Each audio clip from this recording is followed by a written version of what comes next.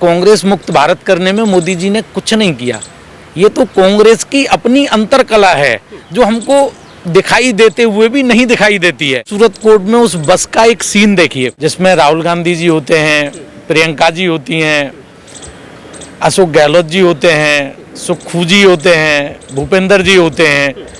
But क्या उस बस में आपने ये ऑब्जर्व किया कि कहीं अखिलेश यादव जी भी बैठे थे या नीतीश कुमार जी भी बैठे थे या ममता बनर्जी बैठी हुई थी? इसके पीछे दो रीजन हो सकते हैं। ममता जी भी पीएम बनना चाहती हैं, केजरीवाल साहब भी पीएम बनना चाहते हैं और बिहार के सीएम नीतीश कुमार जी ने तो बाकायदा अपना अभियान छेड़ा हुआ है। हो सकता है कि कांग्रेस में भी कुछ चेहरे पीएम के दावेदार हों। कानून में कभी भी शक्ति प्रदर्शन की गुंजाइश नहीं होती है और ये कानून, ये संविधान, ये सब कुछ कांग्रेस के ही शासनकाल में आए। अभी तो राहुल गांधी जी का भविष्य अंधकार में है, अभी तो कहीं उजाला नजर नहीं आता। कोर्ट से राहत मिल भी जाएगी तब भी मुझे नहीं लगता कि अभी देश राहुल गांधी जी को पीएम बनाएगा। नमस्कार, मैं केशव मालान। सूरत कोर्ट से राहुल गांधी को राहत तो मिल गई जमात के साथ में, लेकिन अब आगे क्या? बड़ा सवाल ये खड़ा होता है कि अब राहुल गांधी की सदस्यता क्या वाकई में लौट पाएगी? इस पर अभी संशय बना हुआ है। हालांकि कोर्ट का प्रोसीजर अभी बहुत लंबा है, लड़ाई कहां तक जाएगी, क्योंकि इर्फ के पूरा गांधी परिवार लगातार मोदी सरकार पर हमलावर है। आज इसी खास मुद्दे पर बातचीत करने के लिए हमारे साथ मौजूद है सुप्रीम कोर्ट के वरिष्ठ अधिवक्ता नीरज शर्मा जी। सर, बहुत बहुत स्वागत है आपका। सूरत कोर्ट से राहत तो मिल गई राहुल गांधी को, लेकिन आगे क्या लगता है कि राहुल गांधी की सदस्यता वापस हो पाएगी?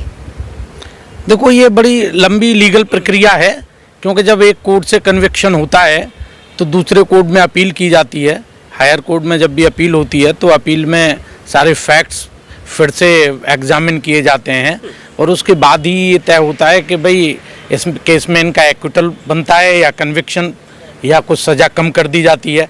तो ये बड़ी कानूनी प्रक्रिया है और ये सारी चीज़ें तो लंबे प्रोसेस से गुजरेंगी जी। और अभी कोर्ट ने सिर्फ स्टे दिया है अरेस्ट को लेके। कन्विक्शन में जो हुआ उसमें क्योंकि 2 साल का पनिशमेंट है मैक्सिमम, तो उसमें ये संभव है कि ये स्टे हो जाना था, वो कोई बड़ा काम नहीं था। बट सवाल जो आपने दूसरा किया कि क्या इनकी सदस्यता बच पाएगी और क्या नहीं बच पाएगी, तो कन्विक्शन के बाद ये निर्णय लोकसभा स्पीकर ने लिया और उनकी सदस्यता निरस्त की एज पर लॉ। जब एज अकॉर्डिंग टू लॉ सदस्यता निरस्त की है तो लोकसभा स्पीकर के फैसले को कोई भी सेशंस कोर्ट नहीं पलट सकता। उसे चैलेंज करने के लिए उन्हें जाहिर सी बात है कि सुप्रीम कोर्ट आना पड़ेगा by way of writ petition और whatever it is. And Congress के पास अपनी एक बड़ी लंबी सीनियर लॉयर्स की एक फहरिस्त है और उन्होंने अब तक ऐसा नहीं किया। क्यों नहीं किया, ये एक प्रश्न है, ये तो वही बेहतर बता पाएंगे।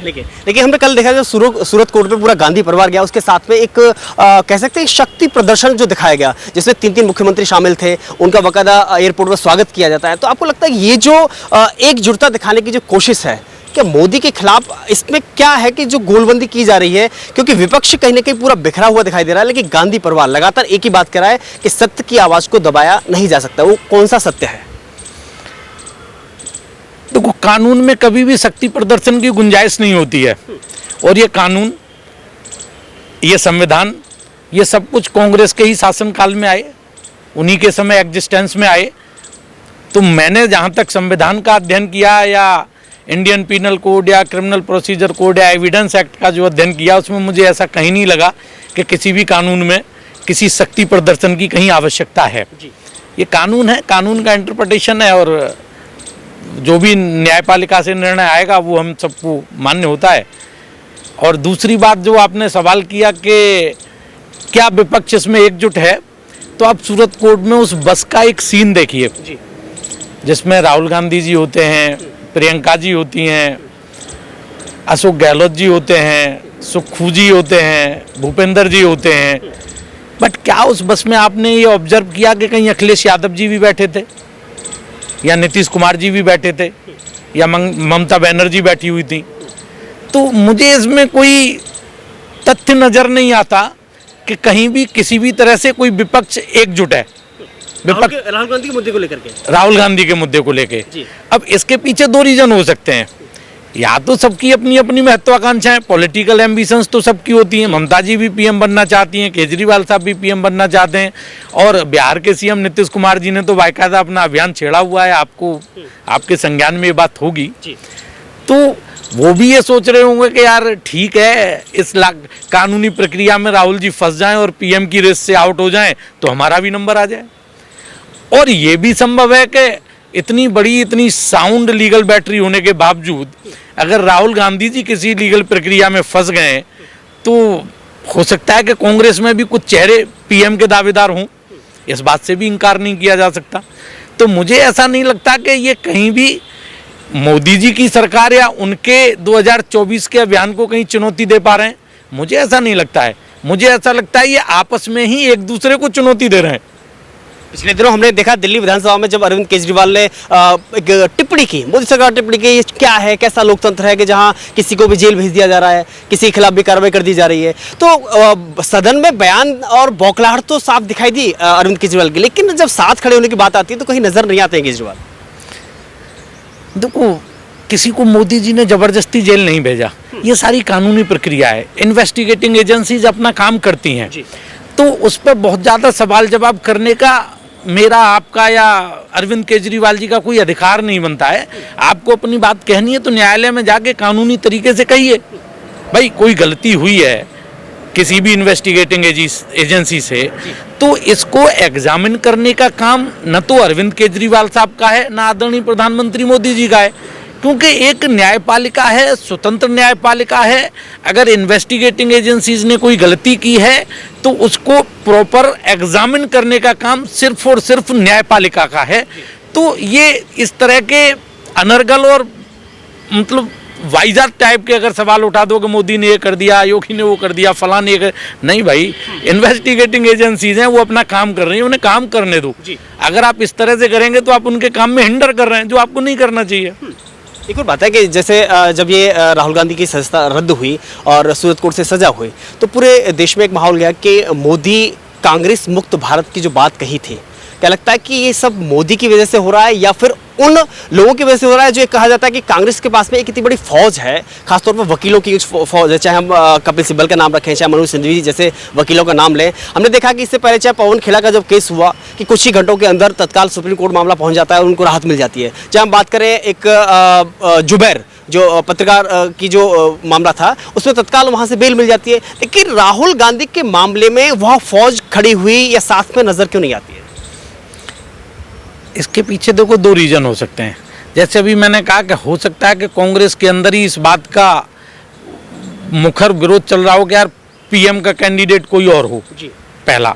दूसरा ये हो सकता है कि कांग्रेसी राहुल गांधी के मुद्दे पर इसे मुद्दा बनाना चाहते हों और देश में इस बात को स्प्रेड करना चाहते हों, जन जन तक ले जाना चाहते हों कि ये सरकार कितनी निरंकुशता से काम कर रही है। ये दो वजह हो सकती हैं। और तीसरी बात यह है जो आपने कहा कि क्या इनका ये 2024 का प्लान है या मोदी जी ने कांग्रेस को ख़त्म किया या कांग्रेस मुक्त भारत किया। तो कांग्रेस मुक्त भारत करने में मोदी जी ने कुछ नहीं किया। ये तो कांग्रेस की अपनी अंतर कला है जो हमको दिखाई देते हुए भी नहीं दिखाई देती है। कभी गुलाम नबी आज़ाद गए, कभी शरद पवार गए, कभी संगमा गए, ये सब कांग्रेस के ही तो वो थे, कभी ममता गई। तो कांग्रेस को खत्म करने में कांग्रेस ही काफ़ी है। उससे देश को मुक्त करने के लिए किसी और पार्टी की कोई आवश्यकता नहीं है। पिछले दिनों हमने देखा जब कैम्ब्रिज में बयान दिया राहुल गांधी ने कि विपक्ष की आवाज़ को बंद किया जाता है, दबाया जाता है और देश में लोकतंत्र की हत्या की जा रही है। तो लगता है कि उसी बयान का जो फॉलोअप कह सकते हैं या फिर उसका परिणाम है यह सूरत कोर्ट वाला मामला जो जानबूझ करके कांग्रेस इसको भुनाना चाहती है। नहीं, ऐसा बिल्कुल नहीं है। कांग्रेस भुनाना चाहती है वो एक अलग इशू है। राहुल गांधी को कभी किसी ने मना नहीं किया कि आप किसी भी यूनिवर्सिटी में जाके यहाँ स्टूडेंट्स को एड्रेस नहीं कर सकते। आप कर सकते हैं, बट आप करते ही नहीं है क्योंकि करना शायद आपको आता नहीं है या यहाँ के लोग आपकी बात सुनना नहीं चाहता है। यहाँ का युवा आपसे बहुत दूर जा चुका है, आप उसे कनेक्ट नहीं कर पा रहे हैं। इसीलिए राहुल गांधी जी यहाँ किसी भी विश्वविद्यालय में जाके कोई भी एड्रेस, कोई भी संबोधन युवाओं के साथ नहीं करते हैं। इसमें ये भी है कि बार बार जब भाजपा सवाल खड़े करती है तो एक ही बात करती है, जो कोर्ट ने कहा था, मौका दिया था, अवसर दिया था कि आप माफ़ी मांग सकते हैं, माफ़ी मांग लीजिए, तो वो बार बार कहते हैं मैं राहुल गांधी हूँ, सावरकर नहीं हूँ जो माफ़ी मांग लूँ। आखिर माफ़ी मांगने में समस्या क्या है? अगर आप माफ़ी मांग लें तो कोई भी बड़े से बड़ा झगड़ा, कितना भी बड़ा झगड़ा हो, एक सॉरी के साथ खत्म हो जाता है। और सॉरी कहने से कोई छोटा नहीं होता। आज तक जिसने भी सॉरी कहा है, जिसने भी माफ़ी मांगी है, वो उतना ही बड़ा हो गया, उसका कद बहुत ऊपर चला गया। और राहुल गांधी जी के इस बयान के पीछे जो मुझे नज़र आता है ना, ऐसा नहीं कि राहुल गांधी जी कभी हिंदुस्तान की विश्वविद्यालय में नहीं गए, जेएनयू गए, लेकिन यहाँ जब भी वो जाते हैं ना तो टुकड़े टुकड़े गैंग जैसे लोगों के साथ खड़े होते हैं।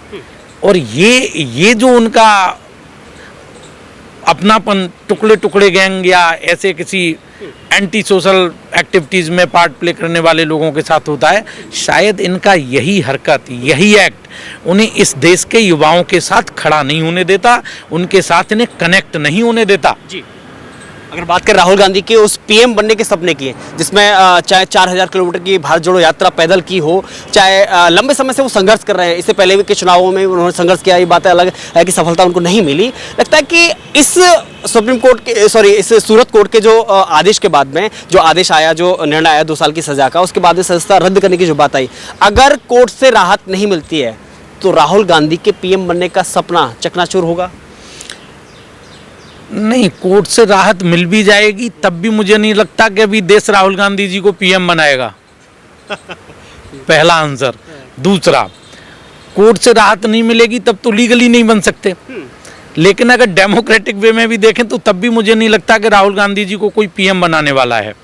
क्योंकि जब आप गोल्डन स्पून के साथ आते हैं ना, जन्म लेते हैं, और आप विदाउट स्पून जब रेत में जन्म लेते हैं ना किसी गाँव में, तो आपकी सोच में ज़मीन और आसमान का अंतर होता है, आपकी सोचने की चीज़ें बदल जाती हैं।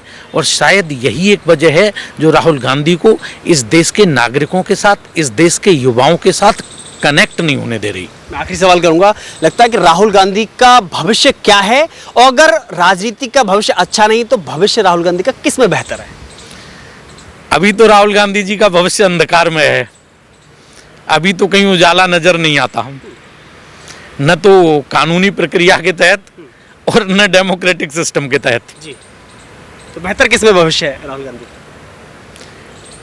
राहुल जी को कानूनी लड़ाई लड़नी चाहिए और अपने आप को निर्दोष प्रूव करना चाहिए। जब तक वो खुद को इनोसेंट प्रूव नहीं करेंगे आम जनता के सामने, तब तक जनता उन्हें स्वीकार कैसे करेगी?